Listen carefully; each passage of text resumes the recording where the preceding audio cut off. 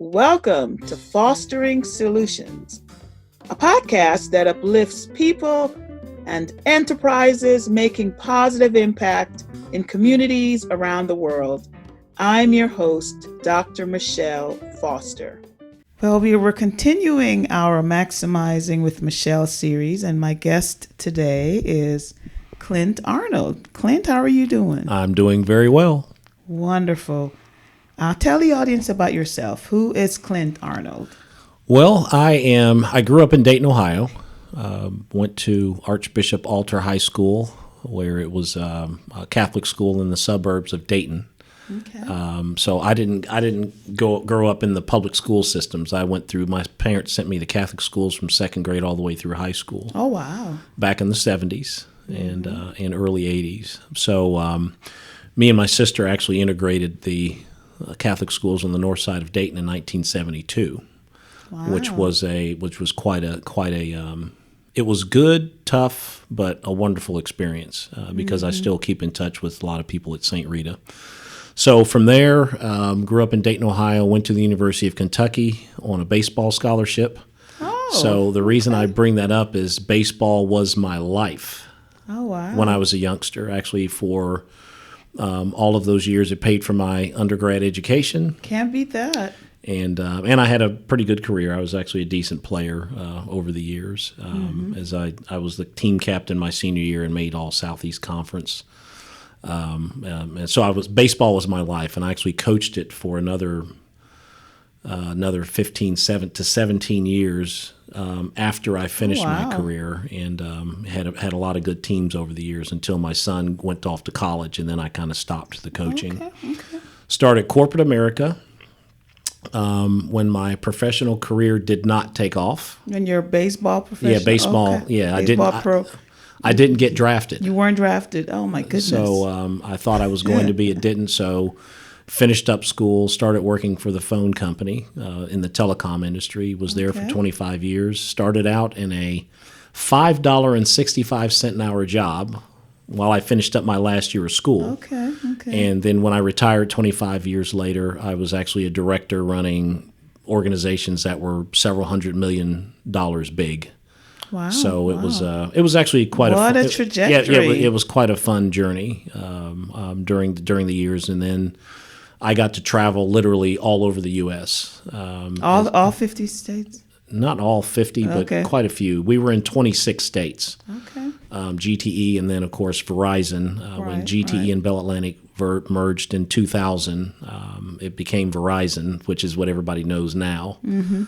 So they moved me from Kentucky to Texas to Philadelphia to New Jersey, and then transferred me here. This was my last relocation running. And you stuck. Yeah. So for 25 years. So I then retired early at the ripe old age of 47. That is really early. But it was a retirement, and it was kind of a forced retirement. We'll talk about that later when we talk about the section of your book about impactful things that happen in your life. And that I bought a business, ran the AMCO in South Charleston for 6 years, sold it in the middle of the pandemic in 2020. Started teaching as a professor at West Virginia State University in 2018, and loved it. Loved it to the point that I was like, I'm enjoying this. It was almost like I was enjoying it a little too much. Okay. Like it was like this was. It wasn't work. This was no. It was not work, and I had never had that. Where I had always enjoyed what I was doing, but it was always work. Right. This wasn't work. And turned out that I was, okay. Turned out I'm an okay professor, so I'm still doing that now. I teach all the marketing classes and entrepreneurship at West Virginia State University, and then about 8 months later, I was asked to be the interim CEO at KISRA. So, and it was the current CEO had gotten sick at that time, and it was a sad situation, and I knew Mr. Mike Jones pretty well. So I said I would love to help out. That's what I literally came in to do, was to help out. Right. and ended up enjoying it. And so over the next 12 months, we've gotten everything stabilized, because after COVID, a lot of things stopped, changed. Right. So I enjoyed it. So I get to teach, coach, and help people all day, every day. Wow. And I've said that I've told people many times, it's like I don't go to work anymore. So I've been married to my wife, Trina, for 37 years. I have 2 kids, Kristen and Barrett. Kristen's 33, 4 kids with Brandon. She's married to Brandon, who's a pastor, live in Cincinnati. And my son, Barrett, married to Tyra Meadows, former Tyra Meadows. They have one 1-year-old son. And he actually just moved back to Charleston. Oh, so okay. He's actually unloading his truck as we speak. Okay. So he's going to be relocating back here from Charlotte. And Tyra, his wife, is going to be is in the medical field and wants to go back to school at Marshall, get her bachelor's degree in nursing. So nice. So you're a father, yeah, grandfather, husband. You're a professor. You're a nonprofit leader. Yeah. And then you've got a position in your church too, don't you? Yes, I do. I'm the executive pastor at Abundant Life Ministries, which means I do the operations. I'm the behind the scenes person. So I don't get up on Sundays and preach. I'm not called to do that, but I do. Like everything else, I like to serve, help, coach, teach behind the scenes. So that's what I do in my spare time, and I'm also working on my doctorate at Marshall. So, a lot of hats. Yeah. A lot of hats. But we figure it out. You figure it out. So Clint is leading KISRA, and that was my baby, pretty much. Yes. So this is a very interesting conversation. So how's it going? I mean, how is it going so far? Well, wonderful. So when I got there, I came in as Mike. Like I said, Mike was getting sick. So a lot of the programs, several of the programs had, with COVID, which impacted everybody. There were some grants that were lost. I'm not going to say lost. They were really shut down because we couldn't go into a lot of places we were. So the size of the business had shrunk. There was some, people had been laid off like it was everywhere else. So my objective was to get it stabilized, make sure that the grants that we had were renewed, grow them back out, grow them up because some of them had been reduced. And then what other programs can we do to kind of restart once we got everything stabilized? So over the 15 months, we've done that successfully, rehired, restaffed back to not the current levels like some of the huge numbers that when you were there, but we've actually grown the business up quite a bit from 15 months ago. Picked up a couple of new programs, restarted the affordable housing program. And we're actually obviously continuing to apply for grants and networking partnerships and doing a lot of different things. And that's probably the biggest thing that I've done is we're actually in partnership with. We've outsourced some things. Right, and one of my favorite projects at KISRA was the farm. Yes. And I was just thinking the other day, it's like, can I get my fresh veggies again? It's like, talk about what's going on with the farm. So this is Paradise Farm. This is actually a really cool story. So everything had basically stopped with COVID. It was fun. When I got there, it was overgrown with weeds, which I had heard stories of how pretty it was. Oh my gosh, I got the best pictures. Yeah. And it looks that way again. So what we did was, because we didn't have the people in-house, they had been laid off because of COVID and reductions, I partnered with the West Virginia Military Authority, their ag division. Okay. Theirs is called Patriot Gardens. Okay. We were, no, I'm sorry. Yeah, I guess it is. I'm trying to think of their name. It's an acronym. I should know it.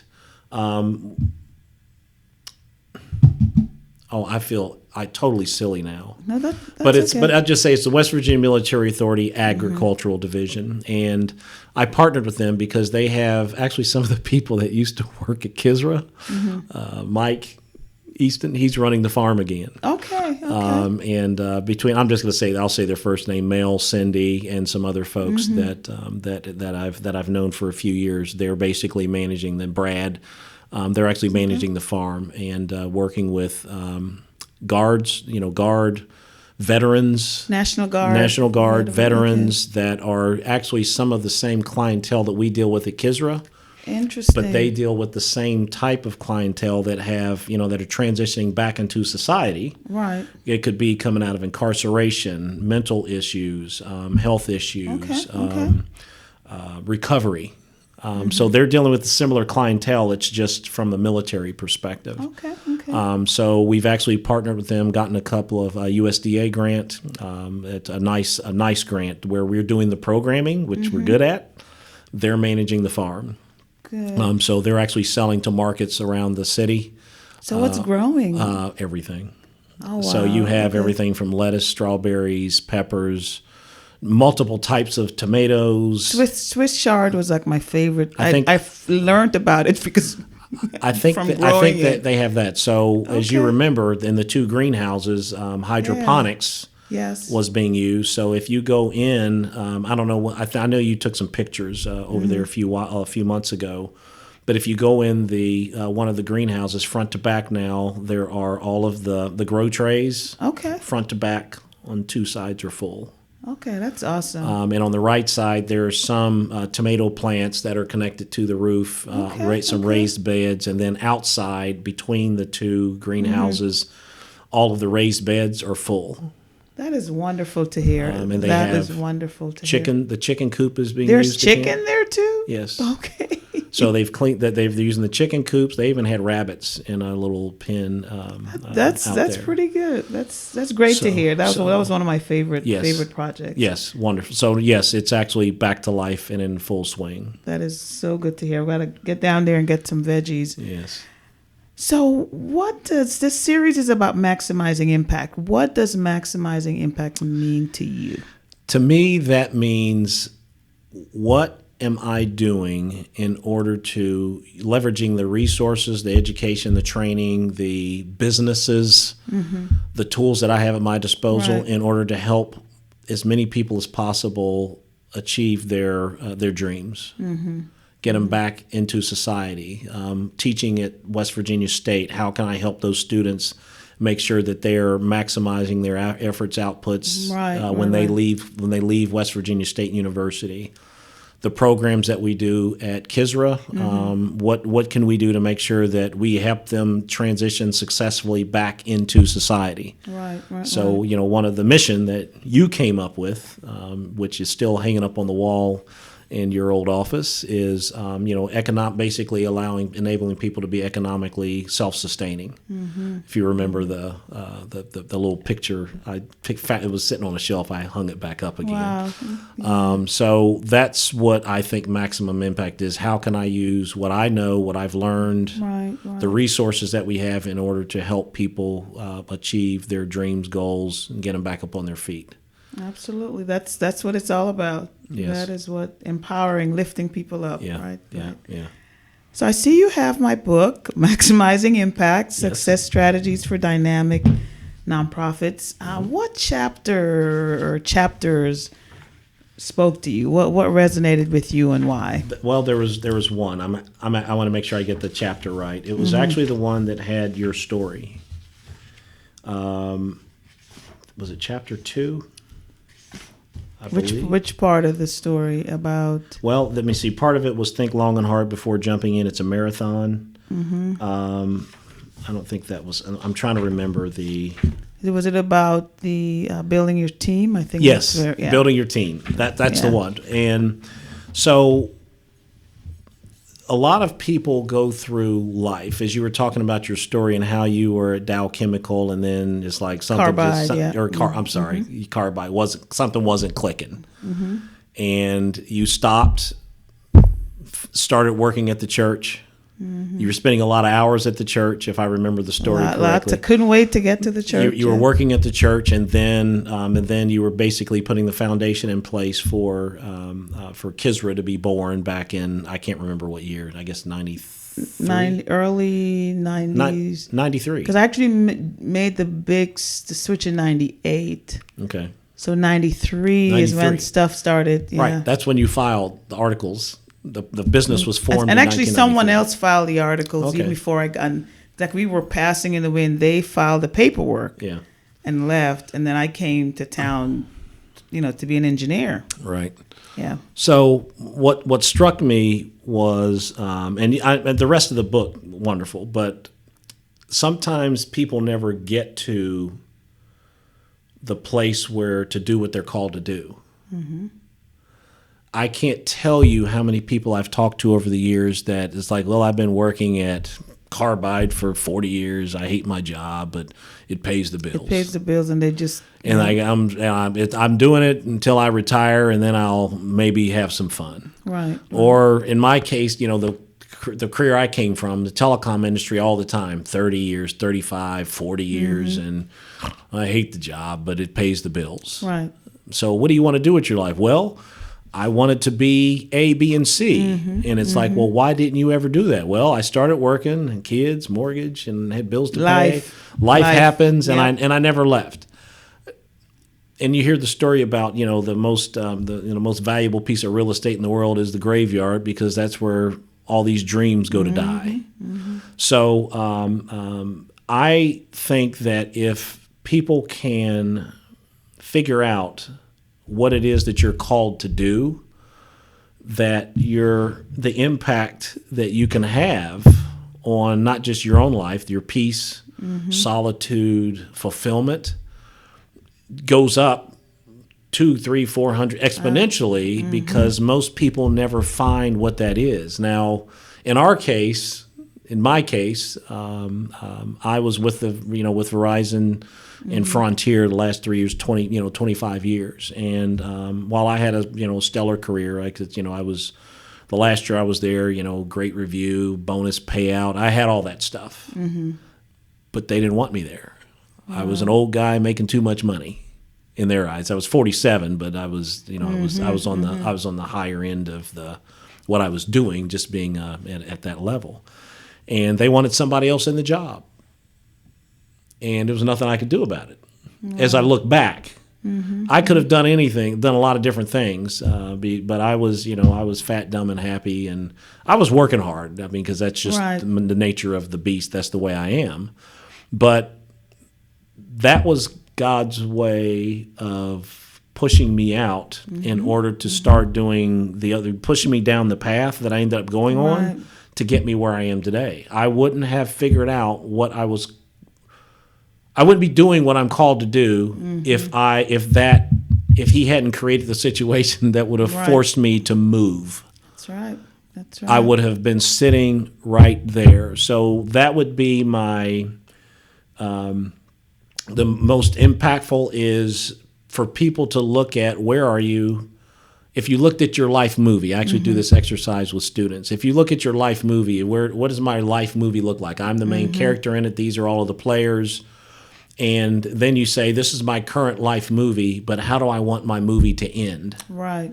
So you kind of redo your movie and say, this is where I want to be, and then you kind of map out a plan, because you talked about plans and strategies and tactics. You gotta how do I get where I want to be? A lot of people don't know how. Well, I want to do this, but I'm here and I don't know how to get there. And that's what I would suggest to people to take a look at. I don't care where you are in your life, to take a look at where are you in your life. And as long as you have breath, as long as you can get up in the morning, it's not too old to go after your dreams or to go after your vision. Absolutely. I actually just did that with a friend of mine from high school who, and I'm not going to say her name because she may listen to this and I'm not going to embarrass her. She would probably laugh, but she's my age, grew up across the street from each other in Dayton, Ohio. Life happened. She went to school at Sinclair Community College, Ohio State University, but she always wanted to be a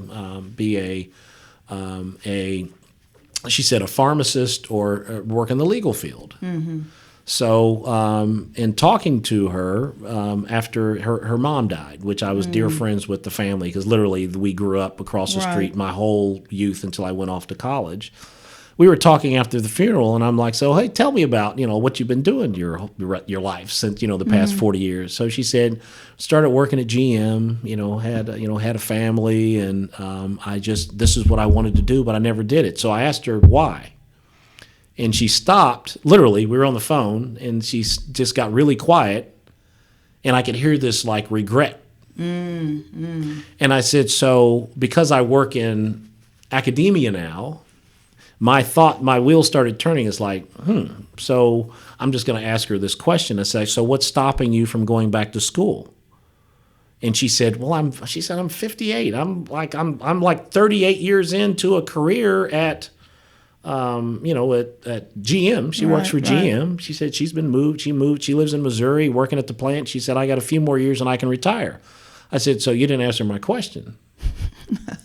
What's stopping you from going back to school? And she said, I'm too old. I'm like, no, you're not. So I kind of flipped it on her. I said, I'm 58. I just started on my doctorate at Marshall at 58. And I'm already 1 year in. A couple more years, I'll be done. You'll be and Dr. I can keep Arnold. doing what I want to, what I'm called to do. So did some research. So this is actually a true story, recent, like this is still happening. Did some research. She found a couple of she wanted to go and get her paralegal bachelor's degree. She had an associate from Sinclair from 1984, but never used it. Okay. Got her into EKU, sent her transcripts. I helped her do the analysis because that's part of what I do, and advising stuff at state. So I knew how to do it, knew what to ask.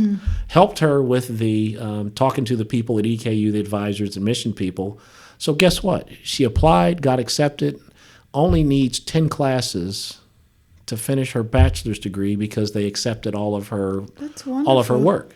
So wonderful. So sometimes you just take a little step of faith, and you just never know how God sends people in your life. God has a way of orchestrating. So she's going to finish her degree. I joked with her. I said, "You're going to graduate before I do." And all these years, you were just thinking, "There's no way I'm going to be able to." I said, "You only need 10 classes. Look at that. 8-week sessions. You can take 2 or 3 at a time, and you'll be done in a year." Look at and that. GM pays for the education, so she won't even have to pay for it. There you go. So sometimes just taking a stance, asking a question, and just don't be afraid. Not being afraid, absolutely. To step out, and part of your book you talk about it's a marathon. And it's not going to happen overnight. It takes persistence, and it takes a little bit of faith, a lot of faith, a lot of faith, a lot of hard work, a lot of determination, overcoming problems, conflicts, all of that stuff.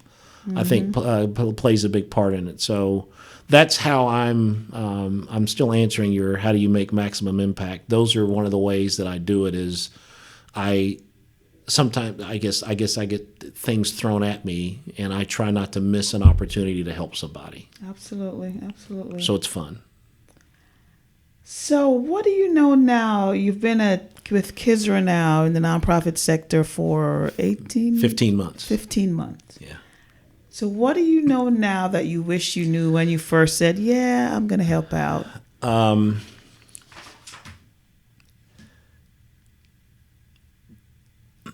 That's a good one. I would have started working with looking for the partnership sooner. More partners, okay. Sooner. Make sure that the right people are in the right places. In terms of staff? In terms of staffing, because sometimes with nonprofits, it's not like the world like Verizon. I had departments, when I was a director, I had, there was an HR department and a finance department. Oh, yeah. You don't have all those departments when you're a community-based nonprofit. And a marketing department, and you had a human resource department. Well, you are all of those lot of that. departments. You'll have people in functions. Yeah. But typically, you have people serving multiple roles. So you have to be multidisciplined and able to, move and shift and adjust and adapt fairly quickly. So you have to have some people that are like chameleons, hardworking chameleons that are in the organization to help you achieve the goals. So that would be the big. Now, what helped me with that faster is once you start recognizing, their skills are here. I need to move them here. They're doing something that they're doing it because they have to, but that's not the best fit. So as I've moved a few people around, it actually has made us more efficient and more people happier by trying to make sure that we have the right people in the right places doing the right jobs. Right. And we've brought in a few new people just because we've restaffed some of the That's positions. But and we actually have people now that they're doing a job that they're on paper supposed to do, but they may be helping write grants. So I'm getting people trained on how to do grants. So there's 3 or 4 people that can do it, and not just me. I mean, I've written quite a few grants over the years. Not as many as you. You've got time. So it's only 15 months. No, but I've you're legendary with the number of grants and the work, the stuff that you brought in. So I'm saying it in a positive way that because of you were good at it, really good at it. And it really just evolved out of necessity. Really, you said. Understand. It's like, you do what you have to do. Right or die, So I'm just trying to spread out the resources and make sure people always make sure we have a bench. That's good. So that's some of that is like, it's like when you're starting an organization, it's almost like being an entrepreneur where you're doing so much yourself. Right. And then getting to the point where you start delegating more. That is something I wish I had done more of. Okay. As I reflect, it's like I wish I had built a bench, but it's like you get so caught up in the day-to-day. And you're just really taking the time to parcel out different roles. It's something I wish I had done a better job at. Yeah. So, but that's part of the corporate training and the human resource training and making sure you're using your talent. That was one of the things that Verizon taught me well. Right. Was you always have a bench. If something happened to me, is the organization going to keep going if I disappeared tomorrow? Right. And we went through those like strategic plannings, like the Mack truck effect. It's Right. You just never know. These days, man, it's just like, it is scary. So whether it's grant writing or whether it's running of programs or doing reports, lots of reports, managing the finances, the taxes, all of the different things that have to be done. It's if something happened to any key person, what happens? Absolutely. So the other thing is making sure that that I've learned is managing a for-profit and a non-profit. It's not that different, other than you still have to manage. It's still a business. It's still, and I talk about that in one of the earlier chapters. Yeah.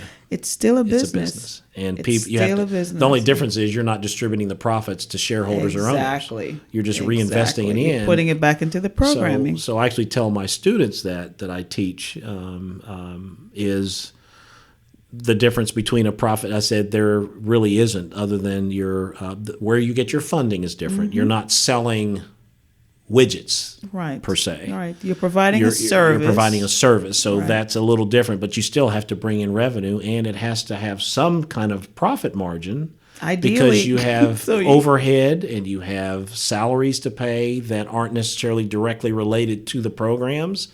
You have building maintenance.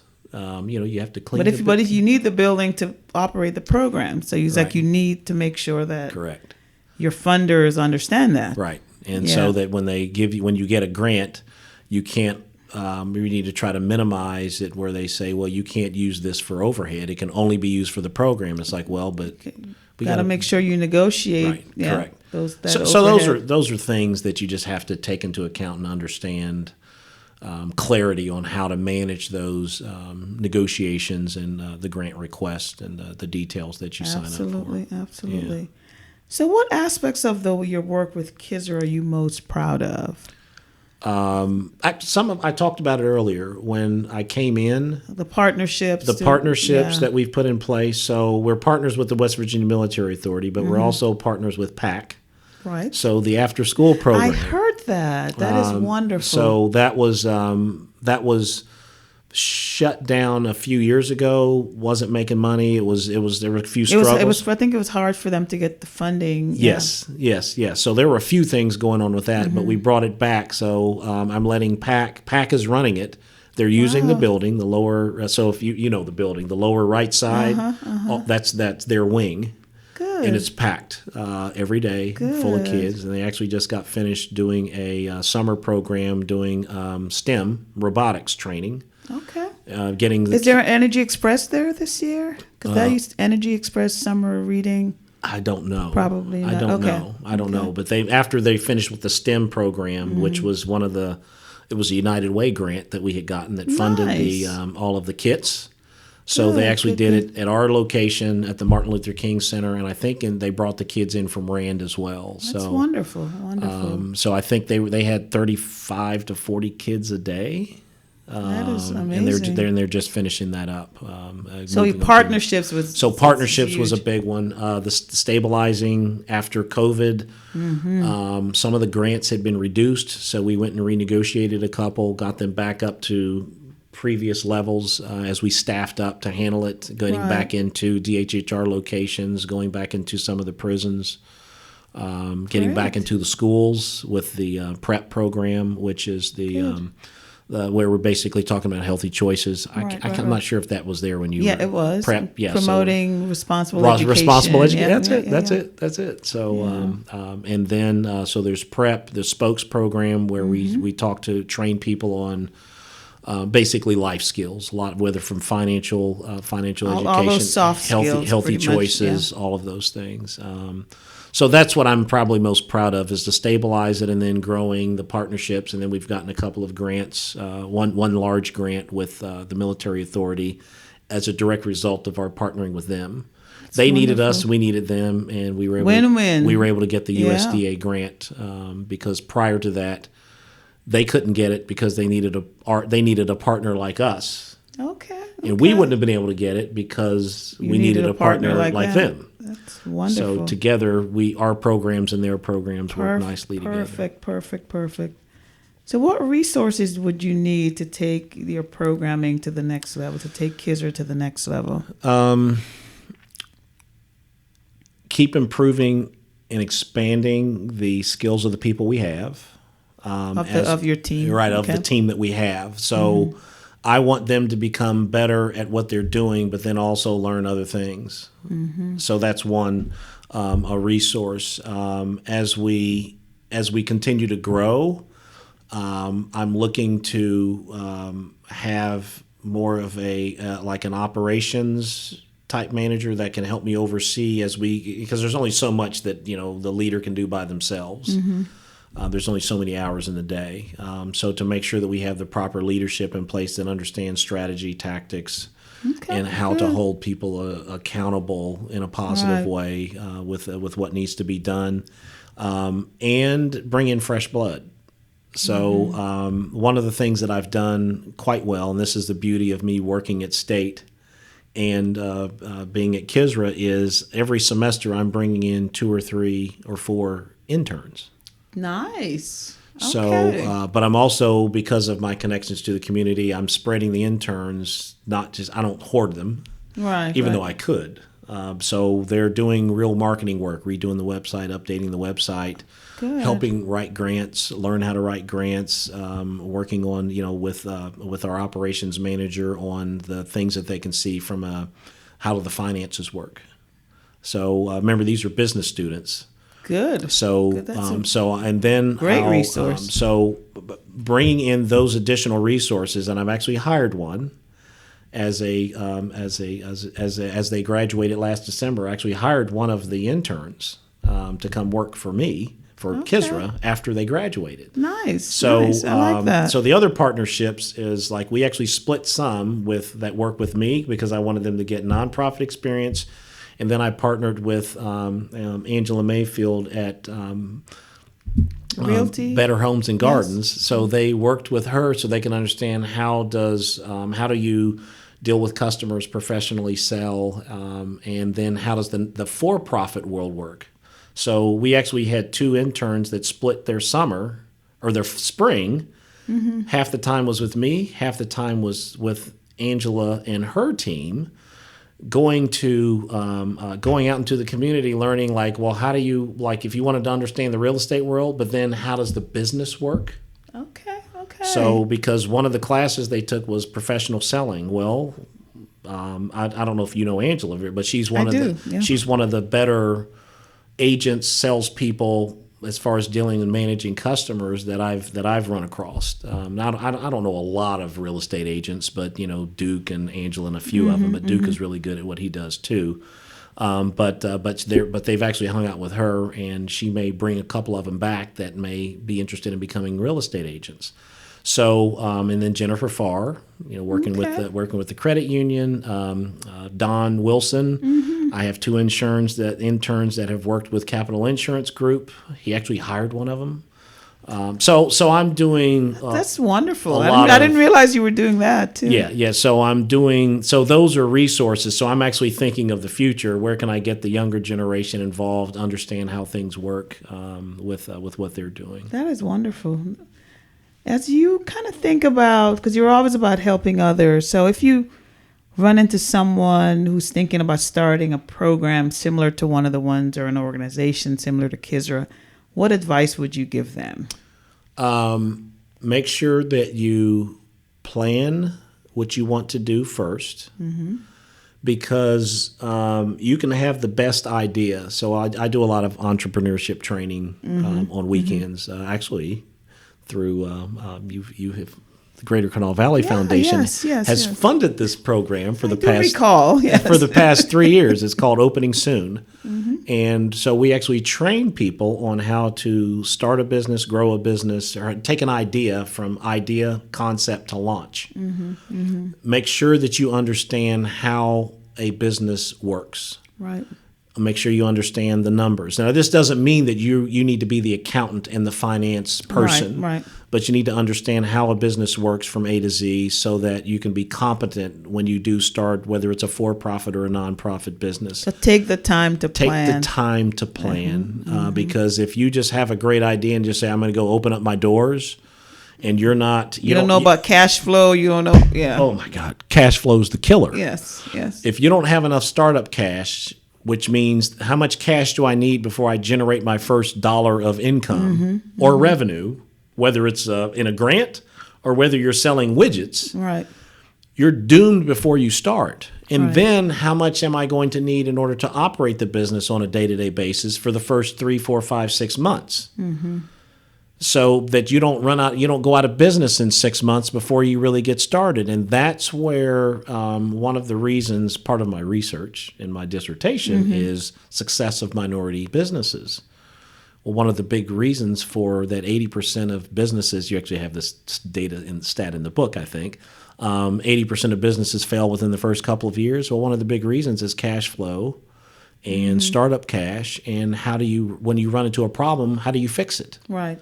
So that would be my biggest, is take the time to understand what you're getting into. You can understand the nonprofit, whatever you want to do, you can be an expert at it. Right. But if you don't understand how you translate that into a viable operational business over a long-term basis, and I don't mean I want to run it for 2 years and then I'm going to retire. Right. Doesn't usually work that way. Right. But I mean, how do I sustain this over an extended period of time? And even if I wanted to sell it to somebody else so that they can come in and take over, so that you want to leave it in good shape. Exactly. That would be my biggest recommendation, is make sure you understand. Talk to somebody like me or you. Talk to somebody who's been who's been through it, yes. And have somebody that cares enough to tell you the good, the bad, and the ugly. Because I don't tell people when I'm coaching them, I don't tell them just that it's a great idea, let's go do it. I'm asking you 100 questions after you tell me the idea. Have you thought about this? Let me see your plan. Let me see some numbers. Do you know how to build your numbers? Do you know what the difference between profit and loss and cash flow is, and timing? Do you understand how that works? And usually the answer is no, I hadn't thought about that. Well, you have to. Absolutely. So those are the things that I would say that's all good. Yes. And I really like how you kind of intersect the for-profit and nonprofit, because it's similar skills. Yes. It's similar skills that you need for Yes. Both type of organization, isn't it? Yes, it is. So, you work with challenging populations. We're living in some rough times. What gives you hope? As you look to the future, what gives you hope? There are more good people in this world than bad. Mm-hmm. Amen to that, yeah. The problem is the bad people work so hard. They work harder than we do at spreading chaos, confusion, wanting to see the world burn. Right. That's a line from a Batman movie. There's some people that just want to watch the world burn. I think that what gives me hope is like people like you running organizations, like the Greater Kanawha Valley Foundation and KISRA and West Virginia State University and UC and Marshall, as I've gotten to know a lot of people in the world that do a lot of good things, is we have to work harder at doing good as the crazy, evil, mean people do at spreading being chaos. Bad. I think we have to be more diligent because for some reason it seems like bad spreads faster than good. And I think we just have to keep grinding away at doing the positive things that we do on a day-to-day basis and drown out the noise. That's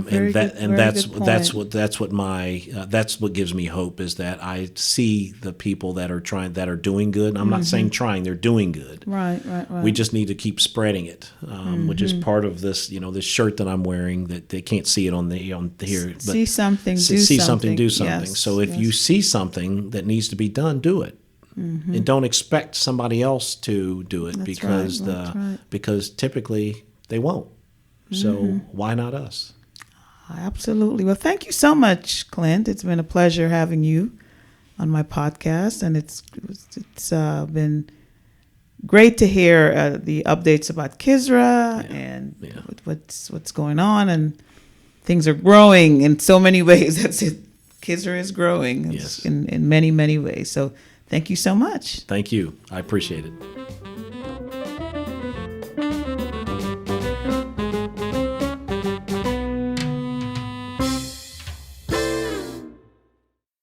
Are you thinking about starting a new nonprofit organization? Are you with an organization now and would like to take it to the next level? Are you on a board or committee of a nonprofit and want to make sure that you're being effective? Then I have the answer for you. My new book, Maximizing Impact: Success Strategies for Dynamic Nonprofits. I wrote this book to share my journey and the secrets of my success. Learn the essentials of designing and implementing a program, finding money for that program, evaluating that program to make sure that you're making an impact, and so much more. Maximizing Impact: Success Strategies for Dynamic Nonprofits by me, Dr. Michelle Foster. Be inspired, be informed, and access invaluable resources. Get your copy today.